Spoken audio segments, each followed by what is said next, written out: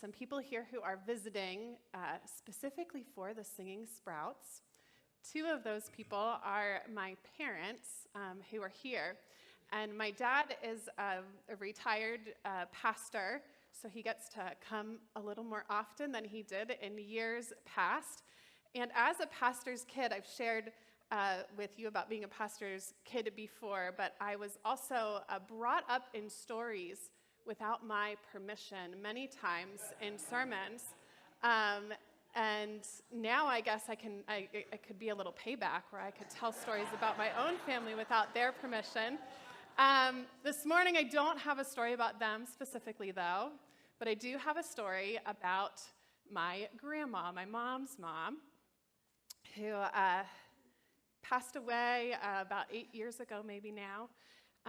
But my grandma grew up as a missionary's kid in India, and my great-grandfather was the principal of a Christian school in India. But when my grandma was 12 years old, he died very suddenly of a brain aneurysm.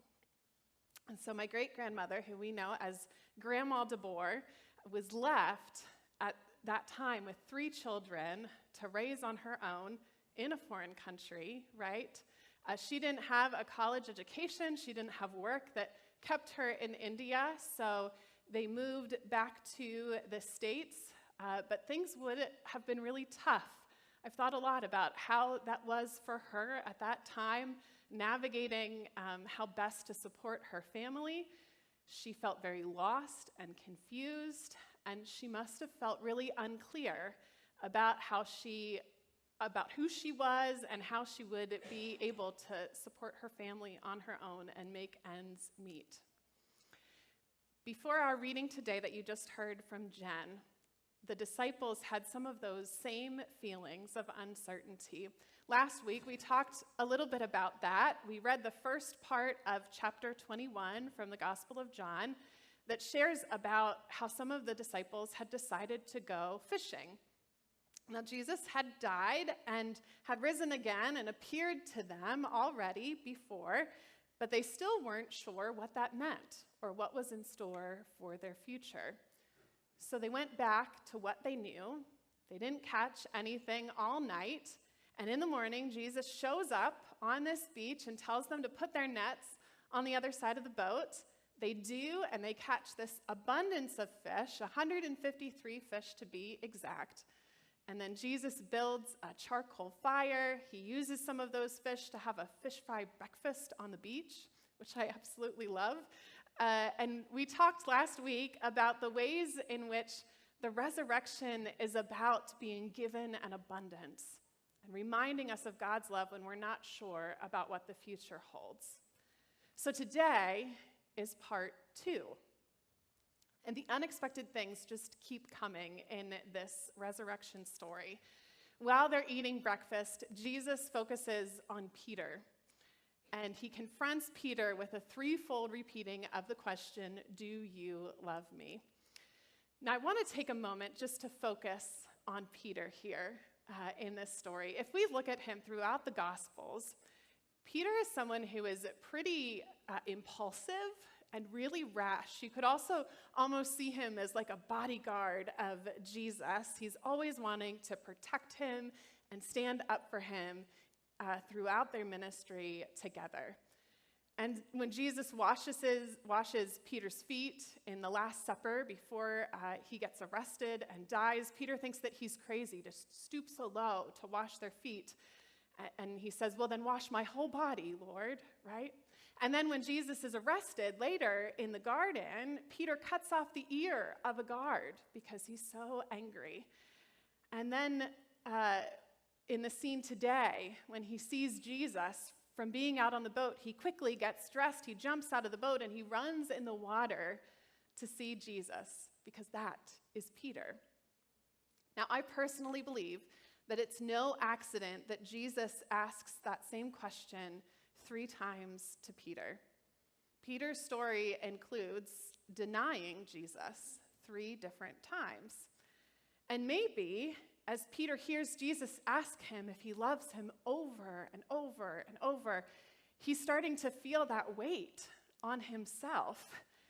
He knew what he had done, and despite his confession that Jesus was the Holy One and the source of hope, he had failed Jesus in his time of need.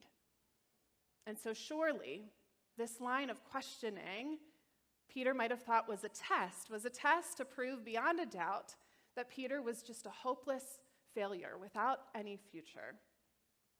That might be what Peter thought, because how could any guy like him have a future with Jesus, right? And that's probably why he returned to fishing and to his past. He believed that he had no future. Now, if you have been part of the church for a significant amount of Easter seasons, you've no doubt heard this story before, right? It might come around once a year, once every few years.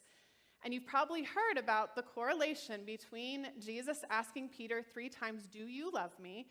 and Peter's denial of Jesus 3 times. But recently, in preparing for this specific series, I read something that put this in a bit of a different light for me. It's something that I had never thought of or really paid close attention to before, even though maybe like many of you, I've read this story many times, right? I want to look back at the story of Peter's denial. In the other Gospels, in the Gospels of Matthew, Mark, and Luke that can be similar to one another, Peter is asked during this denial part, "Do you know the man?" by other people. And Peter responds, "I do not know the man," meaning Jesus. But in John, the story is a lot different. It all happens after Jesus is arrested and taken to the high priest. And here is what John says. Simon Peter and another disciple followed Jesus. And since that disciple was known to the high priest, he went with Jesus into the courtyard of the high priest, but Peter was standing outside the gate. So the other disciple, who was known to the high priest, went in, spoke to the woman who guarded the gate, and brought Peter in. And the woman said to Peter, "You are not also one of this man's disciples, are you?" He said, "I am not." Now the slaves and the police had made a charcoal fire because it was cold, and they were standing round it and warming themselves. Peter also was standing with them and warming himself. And then there's a few verses later, it continues. Now Simon Peter was standing and warming himself, and they asked him, "You are not also one of his disciples, are you?" And he denied it and said, "I am not." One of the slaves of the high priest, a relative of the man whose ear Peter had cut off, asked, "Did I not see you in the garden with him?" Again, Peter denied it, and at that moment, the cock crowed. So John poses the question differently than all of the other gospel writers. Peter doesn't deny knowing Jesus. He denies being a follower of Jesus. Notice also in our reading that Jesus doesn't blame Peter. There's no blaming going on. Jesus doesn't shame him or ask him for repentance. You see, I don't think that he's trying to trap Peter or to even test Peter. So perhaps, as author Caroline Lewis writes, Jesus reaffirms who Peter needs to be, the disciple Jesus needs him to be. And the disciple Jesus needs Peter to be is shepherd now. No wonder Peter responded with, "I am not." So perhaps the one that Peter is denying is himself and who he is more than who Jesus is. Nevertheless, this is an awkward scene that we have today, right? 3 times Jesus asks Peter this personal question. We would feel awkward if anyone asked us 3 times if we loved them, right? And each time, Peter grows more and more downcast. But here's where I think the reason lies. Peter knows he can't give Jesus what he's asking for. You see, in our English language, we have one word for love, right? There's just one word for love. And we, of course, love people in many different ways. The love for my spouse is different than the love that I have for my children, and the love for my children is different than the love that I might have for others in my family or even friends that I have. They're all different kinds of love, but we still use that one word, love. But the Greek language in which John was originally written, I think is more brilliant than the English language personally. And it has all different words for different kinds of love. And so the first time that Jesus asks Peter, the first two times that he asks Peter, "Do you love me?" he is using a Greek word that means a perfect and a pure love. However, Peter responds with a different word for love when Peter says, "Of course, you know that I love you." It's a word which isn't perfect love. It's the love that you would have for a brother and sister. So Peter gives Jesus all the love that he has, but it isn't the love that Jesus is asking for the first two times. And so with the third question, Jesus changes from perfect love to brotherly love. He says, "Peter, do you love me like a brother?" And Peter replies, "Lord, you know everything. You know that I love you."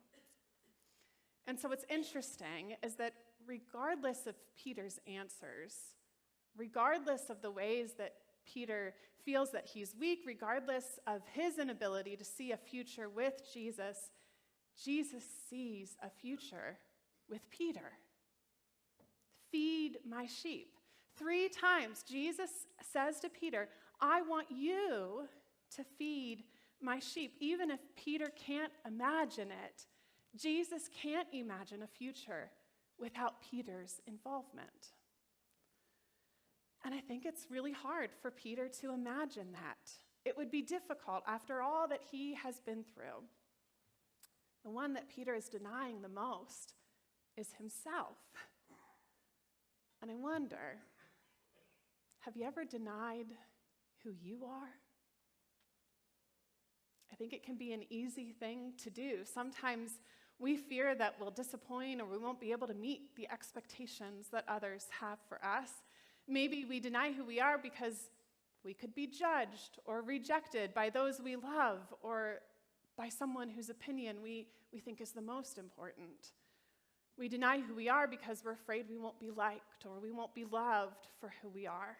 And so sometimes instead of letting our true selves shine, we play it safe and we might pretend.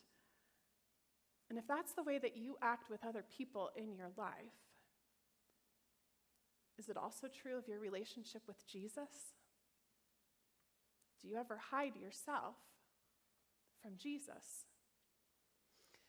You see, Peter couldn't admit that he had the gifts to be a part of the future that God had for him, and maybe it's hard for us to feel the same, but Jesus believed in Peter, and Jesus also believes in you.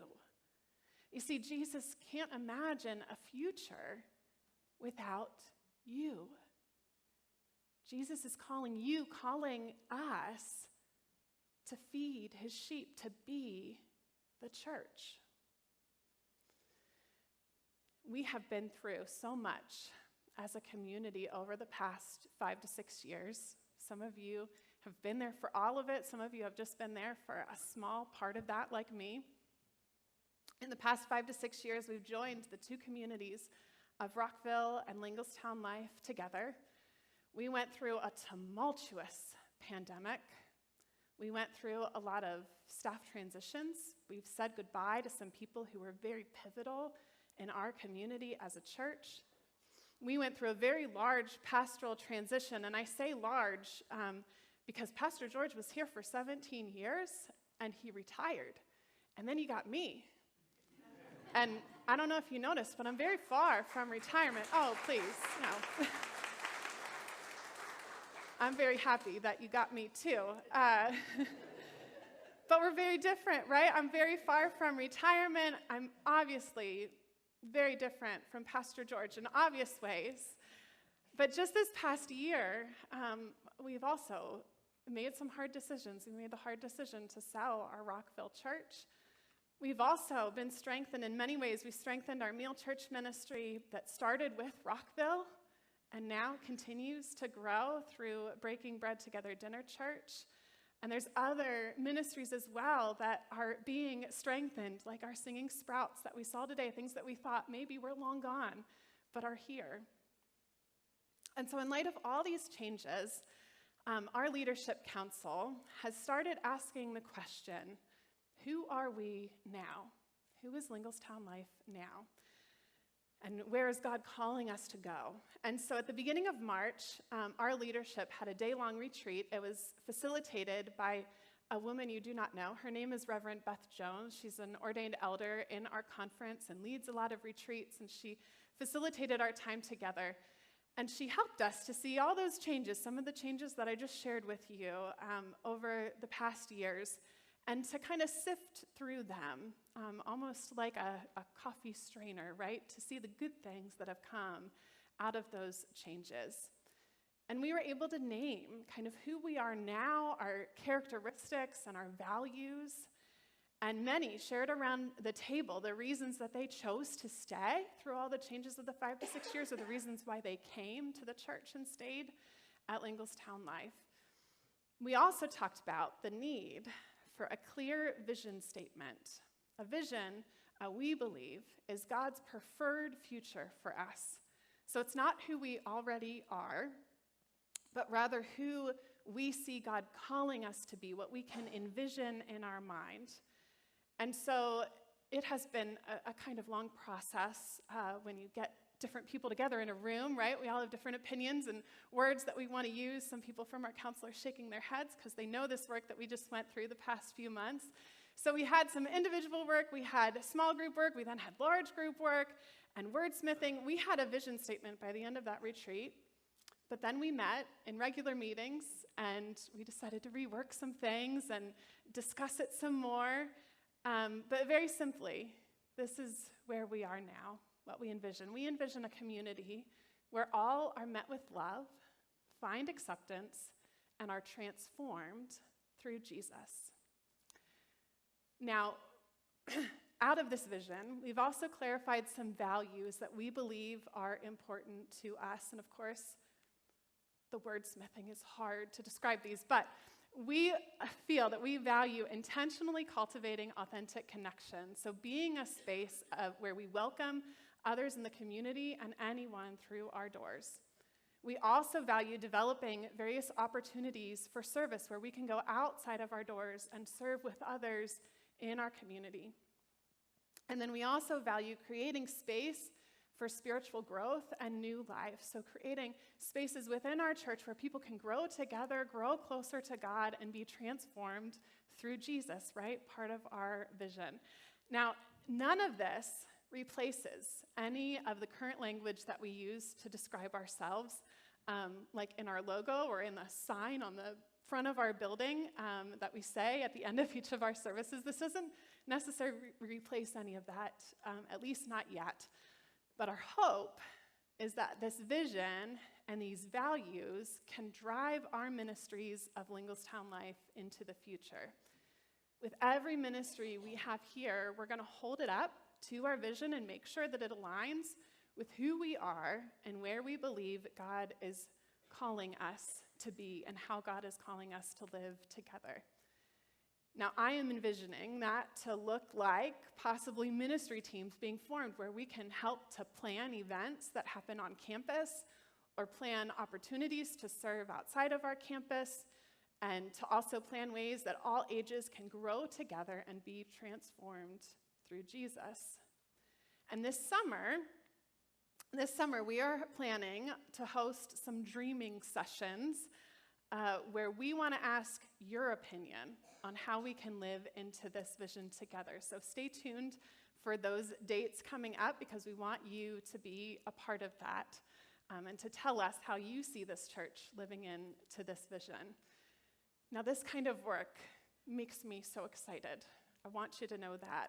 It makes me excited about the future because I've always believed since I've been here that God has a bright future for all of us. And there is a place for each of you in that future. Without you here, something big is missing. You know, Jesus doesn't ask us to do anything that he's not already done for us. When the disciples came upon this shore, they knew that it was Jesus because Jesus was doing what he always done. He was caring for them by making them breakfast. And so if you're wondering, what should I do or what can I do? Maybe think about the ways that Jesus has already cared for you, and then go and do the same for others. In the end, Peter got on board with what God was calling him to do, and he ended up being this very prominent leader in the first Christian church. Acts, the book after John, tells the story of the adventures of the disciples who continued Jesus' ministry of healing and compassion and transformation. And we'll hear a little bit more about that in the coming weeks. So I never told you the ending of my story about Grandma DeBoer. I left it as a cliffhanger in the beginning to finish it up now. She came back to the States with my grandma and her two older brothers. And when they moved away, her older brothers moved away, Grandma DeBoer needed someone to do some odd jobs around the house that, no one had taught her how to do at that time period. So she hired my grandfather. And that obviously led to good things. There were jokes about kissing between the windows or something like that. And here's my family coming out of all of that.